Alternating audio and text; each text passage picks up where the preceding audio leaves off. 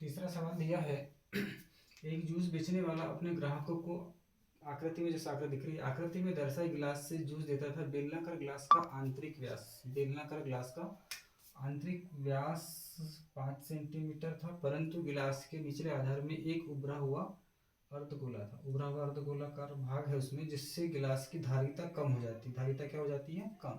यदि एक गिलास की ऊंचाई 10 सेंटीमीटर है तो गिलास की आभासी धारिता या वास्तविक धारिता हमें ज्ञात करना था। तो जैसा कि प्रश्न में हमें आकृति, जैसे आकृति बनी हुई है, एक बेलनाकार जो ग्लास है इसकी ऊंचाई 10 सेंटीमीटर और इसके आधार का जो व्यास दिया गया था 5 सेंटीमीटर दिया गया है, इसलिए त्रिज्या उसकी आधी यानी 2.5 सेंटीमीटर हो जाएगी। क्योंकि यहाँ पर गिलास की धारिता हमें ज्ञात करनी थी, किंतु प्रश्न में कहा गया कि उसका निचला जो भाग है ये उभरा हुआ है, निचला भाग अर्धगोलाकार भाग है और वो कैसा है?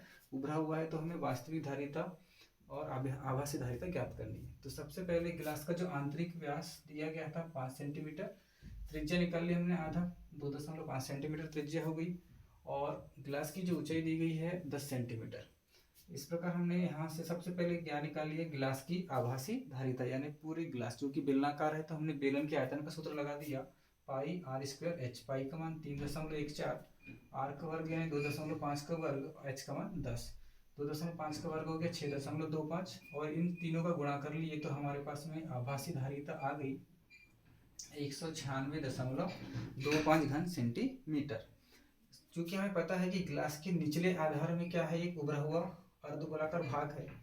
तो अर्धगोलाकार भाग का आयतन निकाल लेते हैं। अर्धगोलाकार भाग का आयतन, तो ये अर्धगोले का आयतन होता है 2/3 पाई आर का क्यूब।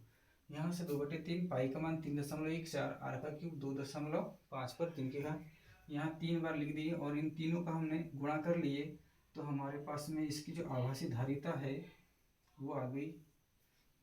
उभरा हुआ जो भाग था अर्धगोलाकार, उसकी जो धारिता या आयतन आ गया 32.71।